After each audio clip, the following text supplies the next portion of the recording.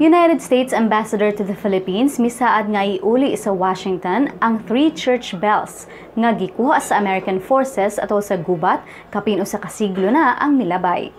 Si United States Ambassador Sung Kim mibutyag sa mga reporters nga deeply committed ang US nga mabalik sa mga Pilipino ang Balangiga bells. Apan wa niya gipahibaw kung kanus-a kini mahitabo. Kahinumdumang si Philippine President Rodrigo Duterte nanawagan sa US atol sa iyang State of the Nation address nga iuli ang bells, saying they belong to the Philippines and are part of the Filipinos' national heritage. Ang Balangiga bells, simbolo sa Filipinos' long struggle for independence. The bells gave the signal in the early 1900s for Filipino insurgents to attack American soldiers who were occupying Balangiga after the US took possession of the Philippines following the Spanish-American War.